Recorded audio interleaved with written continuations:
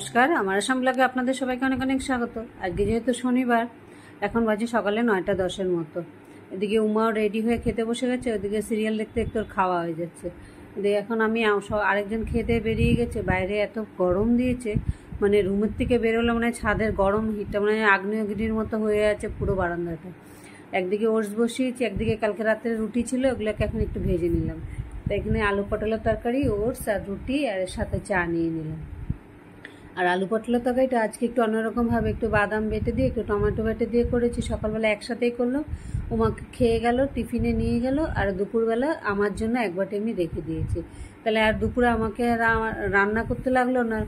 আর এদিকে লঙ্কা ছাড়াটা খালি বানালাম, একটু আমাদের জন্য আলু পটল দিয়ে করলাম, আর লঙ্কা ছাড়াটা কুয়াশ দিয়ে করলাম।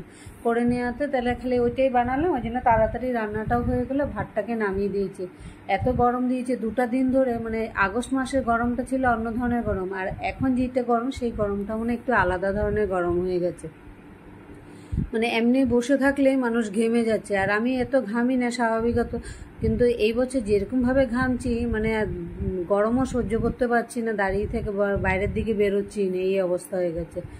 তাড়াতাড়ি রান্নাঘরের কাজগুলো এখন 10:30 11টার মতো বাজে, রান্নাঘরের সমস্ত শেষ। তো সব তাক মুছে গ্যাস ট্যাস পরিষ্কার করে এবার সবজি টবজিগুলো ঢাকনা দিয়ে বাসনপত্র ধোয়া হয়ে গেছে। একদিন খেতে বসে বেগুন ভাজা বসিয়েছি এদিকে তাওয়ার মধ্যে বসানোর কারণ হলে যাতে খেয়ে দিয়ে উঠে আমাকে আর কড়াই মাজতে না হয়।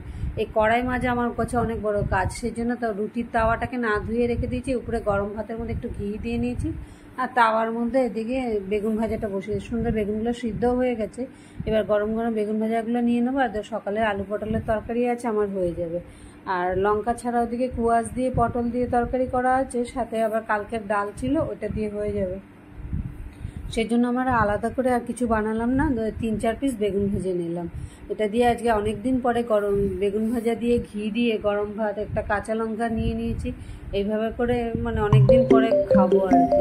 এইভাবে করে সাধারণত খাওয়া হয় না, তরকারি পাঁপড় ভাজা এগুলো দিয়েই খাওয়া হয়। আর এই তৃপ্তির খাওয়ার সাথে যাতে আর কোনো কিছু তুলনা হয় না। এই যে গরম ভাতে ঘি বেগুন ভাজা, বা শুধু আলু সিদ্ধ দিয়ে ঘি দিয়ে ফেনা ভাত যেটা, সেগুলো মানে আমার অদ্ভুত ধরনের প্রিয়। এত বাইরে যাই, বাইরে গেলেও কিন্তু আমি কোথাও মাছ বা মাংস এইসব খাই না।